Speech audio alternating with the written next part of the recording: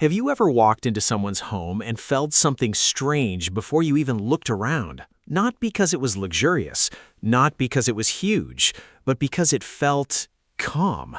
The counters were clear, the bed was made, the room seemed to breathe. And for a second you wondered, how do people live like this all the time?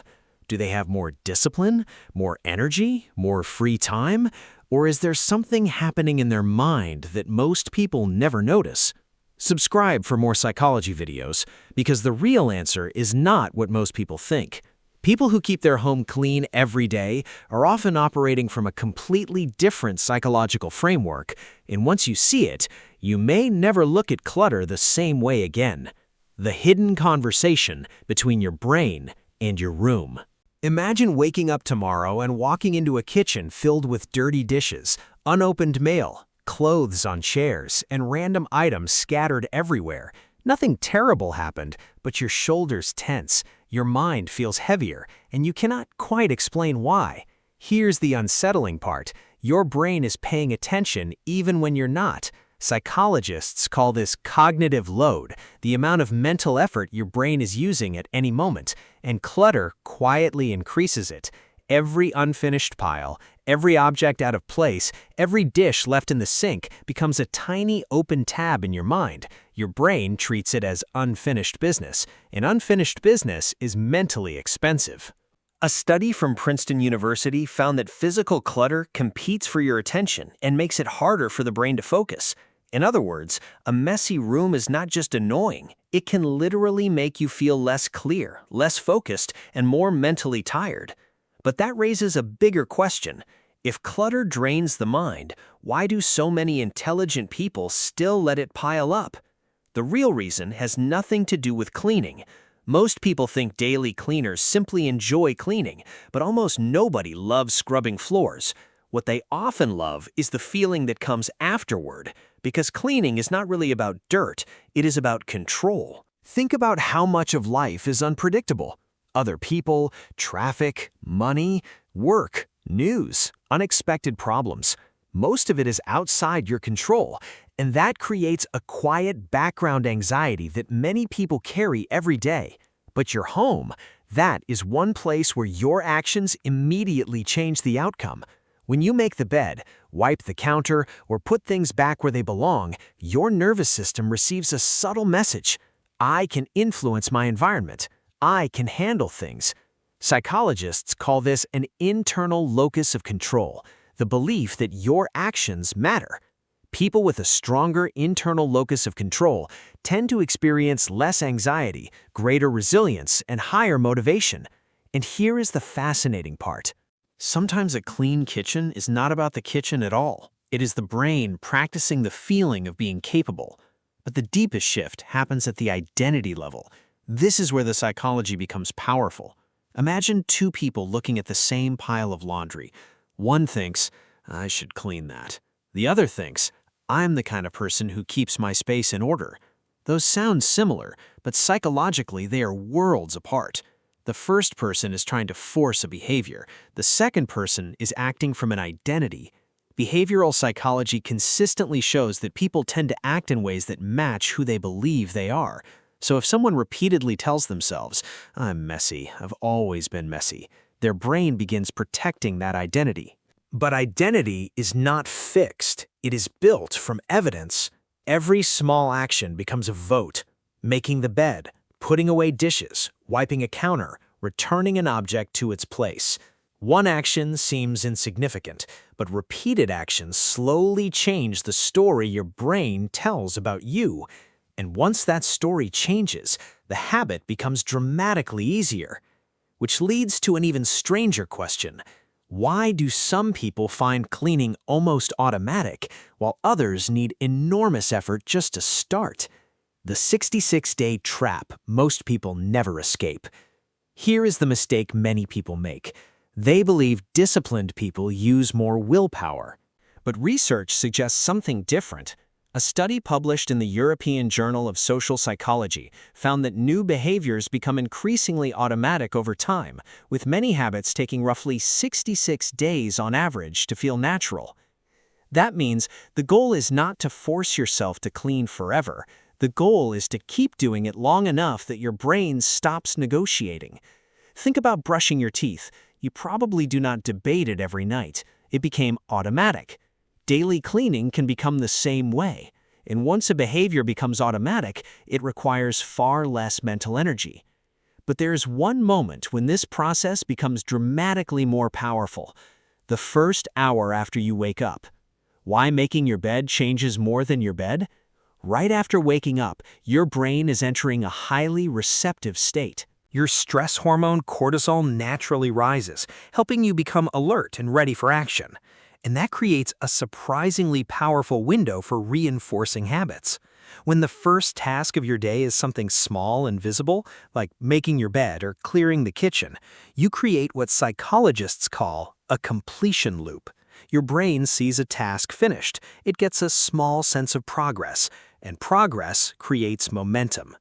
William H. McRaven famously said, "If you want to change the world, start by making your bed." Not because beds are magical, but because completed actions change how the brain sees the rest of the day. One task becomes two become five, and gradually productivity stops feeling like a personality trait and starts feeling like a system.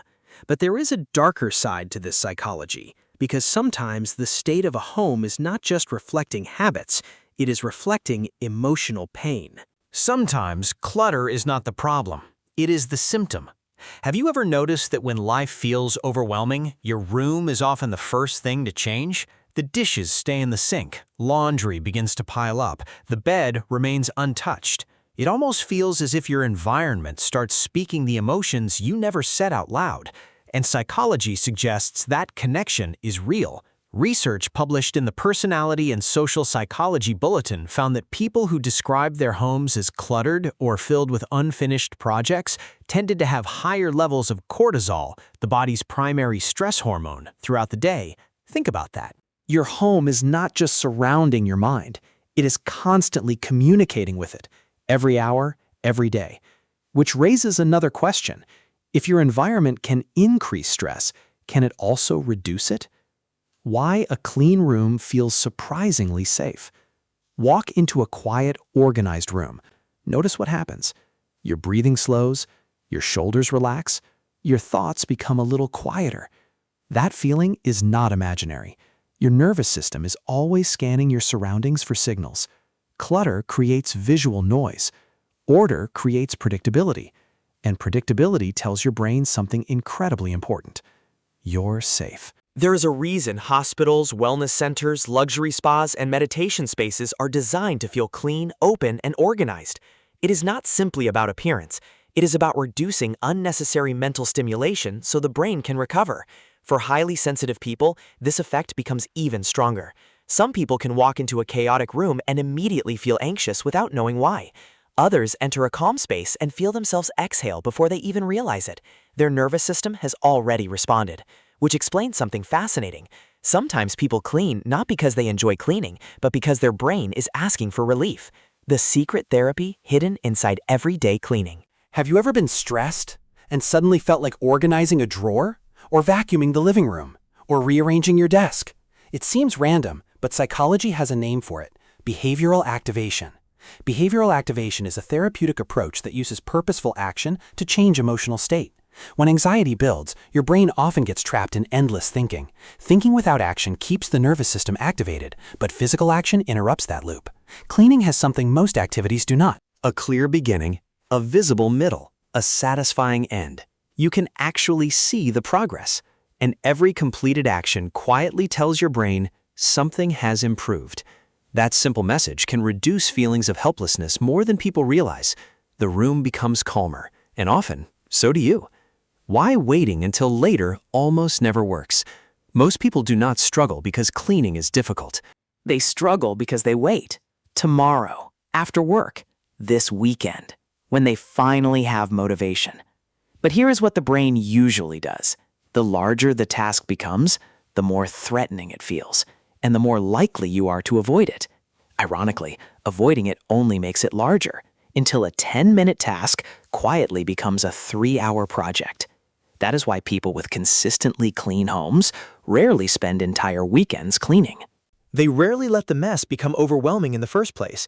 They understand something powerful. Maintenance is psychologically easier than recovery. One plate, one shirt, one counter, 1 minute. Tiny actions prevent giant problems. The brain loves existing triggers. There is another reason some habits stick while others disappear. Successful habits rarely exist alone. They attach themselves to routines that already happen.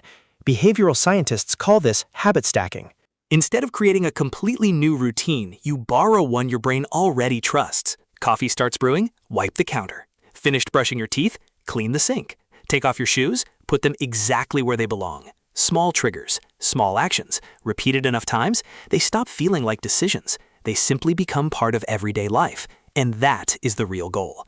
Not becoming someone with extraordinary discipline, becoming someone who no longer has to think about it. The standard you quietly set for yourself. Here is the idea that changed my perspective the most. Your home is not simply where you live. It is one of the clearest reflections of the standards you accept for yourself. Every time you walk through your front door, your environment sends you a message. Sometimes it says, everything is handled. Other times it whispers, everything is waiting. Those messages accumulate, day after day, month after month, Until they begin shaping how you feel without you even realizing it. This is why a clean home is about so much more than appearance. It becomes evidence. Evidence that you follow through. Evidence that you keep promises to yourself. Evidence that your future self matters enough to make life easier for tomorrow. And those pieces of evidence slowly build confidence.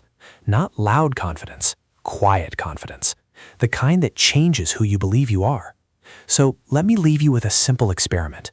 For the next 7 days, do not try to clean your entire house. Choose one space, just one. Maybe your desk, your bedside table, your kitchen counter, or your bedroom. Maintain only that area every single day. Pay attention to something beyond the cleanliness. Notice how you think, how quickly you begin working, how relaxed you feel when you walk back into that room. You may discover that the biggest thing changing is not your environment, it is your mind. Because in the end, people who keep their homes clean every day are not simply cleaning. They are protecting their focus, reducing invisible stress, strengthening their identity, and quietly reminding themselves every single day, I am someone who takes care of my life. So now I want to hear from you. Which one area of your home has the biggest impact on your mood and why?